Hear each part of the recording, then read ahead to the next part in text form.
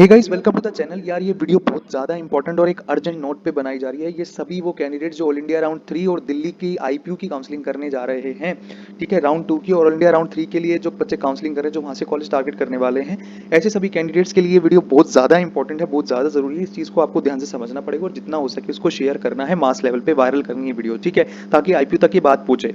Because counselling में चल रही है गड़बड़, आईपीयू की काउंसलिंग में गड़बड़ हो गई है बहुत बड़ी, जो कि उनकी काउंसलिंग रूल्स में एक फ्लू है। सीट ब्लॉकिंग होने जा रही है बहुत हाई लेवल पे। क्या हो गया, मैं आपको समझाता हूँ। जैसे कि आप यहाँ पर देख पा रहे हैं कि यहाँ पर ना येलो कॉलम के अंदर कुछ रैंक स्पेसिफाइड है, ठीक है। ये वो रैंक्स हैं जो बच्चे, जिन बच्चों को 85% स्टेट कोटा, दिल्ली का जो स्टेट कोटा है, जिसकी जैसे दिल्ली में 7 कॉलेजेस हैं, 5 कॉलेजेस की काउंसलिंग एमसीसी कराता है 85% स्टेट कोटा के लिए। 15% की बात नहीं कर रहा हूँ मैं। जो दिल्ली का स्टेट कोटा है, जो 85% स्टेट के स्टूडेंट्स, मतलब दिल्ली वाले कैंडिडेट्स के लिए ही रिजर्व्ड है, उसकी 5 कॉलेजेस की काउंसलिंग, जैसे कि एमएएमसी, वीएमएमसी, एलएचएमसी, यूसीएमएस और आरएमएल, इसकी काउंसलिंग एमसीसी कराता है। और बाकी जो 2 कॉलेज बीएससी और एनडीएमसी है 85% स्टेट कोटा के लिए, वो कराता है, ठीक है। अब क्या है कि आप, अब दिक्कत क्या आ रही है ना, कि आईपीयू का होने जा रहा है राउंड 2 ऑनलाइन, ठीक है। दिक्कत ये है कि आईपीयू के राउंड 1 के अंदर बहुत सारे बच्चों ने रजिस्ट्रेशन किया, बहुत सारी मतलब रिजल्ट भी आया प्रॉपर, तो 2300 समथिंग रैंक तक, 2362 रैंक तक जनरल कैटेगरी में एनडीएमसी की सीट मिली, क्योंकि बीएससी और एनडीएमसी 2 ही कॉलेज हैं आईपीयू के अंडर आते हैं। एक एसीएमएस आता है, वो डिफेंस की अलग बात है, ठीक है। सो बीएससी और एनडीएमसी के अंदर बच्चों को सीट अलॉट हुई। एनडीएमसी में 2362 रैंक लास्ट रैंक थी, जहां पर जनरल कैटेगरी के बच्चों को सीट अलॉट हुई थी। बट आप एक चीज और देखो यहाँ पर कि 2300 रैंक तक बच्चों को यहाँ पर जो है, आप देख रहे हो, ये ऑल इंडिया कोटा राउंड 1 का रिजल्ट है। यहाँ पर 2300 रैंक तक बच्चों को बहुत, देखो, एलएचएमसी, यूसीएमएस जैसे कॉलेज मिले हुए हैं ऑलरेडी, ठीक है, जहां पर बच्चों ने रिपोर्टिंग भी करी है, ठीक है, और वहां पर वो फिक्स भी हो गए। अभी दिक्कत क्या आ रही है ना, कि आईपीयू ने राउंड 2 के अंदर, जो आईपीयू है, इंद्रप्रस्थ यूनिवर्सिटी है, उन्होंने एमबीबीएस की काउंसलिंग के लिए बीएससी और एनडीएमसी के लिए राउंड 2 में फ्रेश चॉइस फिलिंग का ऑप्शन नहीं दिया है। उन्होंने ऐसा प्रावधान रखा है कि जो चॉइसेस राउंड 1 में बच्चों ने भरी थी, वही चॉइसेस दोबारा एज इट इज राउंड 2 में आ जाएंगी, ठीक है।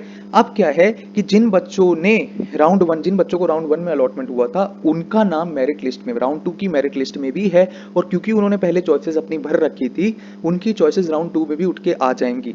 ऐसे में क्या होगा कि उन बच्चों को फिर से अलॉटमेंट होगा एनडीएमसी और बीएसए में। हालांकि उनके पास एक कॉलेज है जहां पर उन्होंने रिपोर्ट भी कर रखा है, अपने डॉक्यूमेंट भी सबमिट करा रखे हैं, दिल्ली का ही कॉलेज उनके पास बेटर कॉलेज है।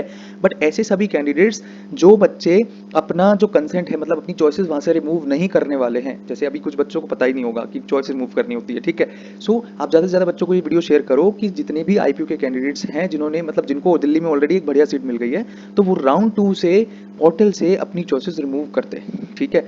तो क्योंकि अभी बहुत लेट हो चुका है, तो आईपीयू को प्रावधान रखना पड़ेगा कि जिन कैंडिडेट्स ने फ्रेश चॉइस फिलिंग नहीं करी है, उनको कंसिडर ना किया जाए, ठीक है। सो क्योंकि आईपीयू ने राउंड 2 के अंदर फ्रेश चॉइस भरने का ऑप्शन नहीं दिया, तो पुराने वाले कैंडिडेट्स को दोबारा से सीट अलॉटमेंट होगा। ऐसे में दिल्ली का जो कट ऑफ है आईपीयू राउंड 2 का बीएससी और एनडीएमसी के लिए, जो कि एक्सपेक्टेड था 5500 रैंक तक जनरल कैटेगरी में जाएगा, अब वो केवल और केवल वहीं पर रहेगा या 3000 रैंक तक आएगा। मतलब जितने बच्चों ने हटा दी होगी वहां से अपनी चॉइसेस, बिकॉज उनके पास दिल्ली में ऑलरेडी बहुत अच्छा कॉलेज था जहाँ पे वो रिपोर्ट कर चुके थे, ठीक है। ये जो येलो वाले कॉलम में है, ये सारी वो रैंक्स है जिन्होंने आईपीयू में भी रजिस्टर कर रखा है और उनके पास दिल्ली में भी एक सीट है ऑलरेडी, ठीक है। राउंड 1 के थ्रू उनको मिली है, राउंड 2 के थ्रू भी सीटें मिली हैं।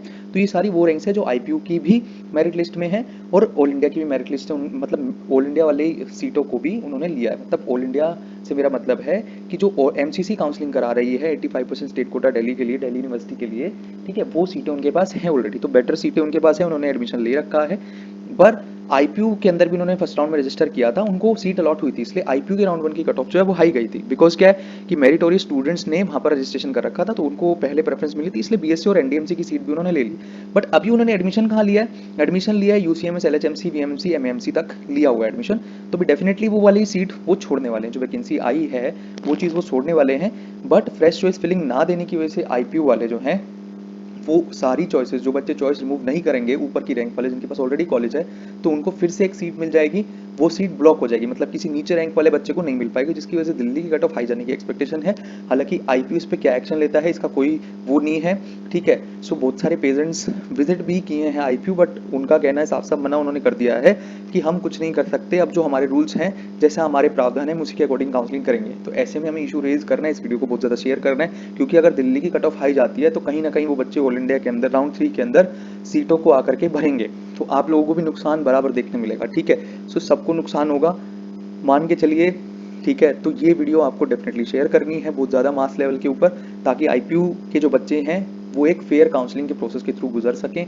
ऐसा अनफेयर मीन्स में ना जाए कि जिन बच्चों को ऑलरेडी एक सीट मिल गई है ना, वो फिर से सीट अलॉट करा ले, और ऐसे में क्या होगा, वो सीटें नेक्स्ट राउंड में चली जाएगी। बट जब तक, और हमें राउंड 3 का मतलब जो दिल्ली के बाकी बच्चे हैं वो रिस्क, तो सारे बच्चे तो रिस्क लेने की पोजीशन में नहीं होंगे ना, वो राउंड 3 का रिस्क, क्योंकि जिस बच्चे की रैंक 5000 के बाद है उस, वो तो अभी भी राउंड 2 में भी उसके बहुत कम चांस थे, ठीक है, दिल्ली के अंदर। तो ऐसा बच्चा मोपअप का रिस्क क्यों लेगा दिल्ली के लिए? क्योंकि क्या है कि अगर अलॉटमेंट आता भी है, एक बच्चा एक ही सीट लेगा ना देश में, एक ही सीट लेगा तो लेगा नहीं, तो इस राउंड में अलॉट हो भी जाएगी तो उसे छोड़नी पड़ेगी मजबूरन, क्योंकि उसने ऑलरेडी डॉक्यूमेंट कहीं और दे रखे हैं, यूसी में दे रखे हैं, एलएचएमसी, बीएमसी, किसी में भी दे रखे हैं, बट वो बीएससी और एनडीएमसी में तो नहीं ले पाएगा, मतलब वो सीट वेकेंट रह जाएगी।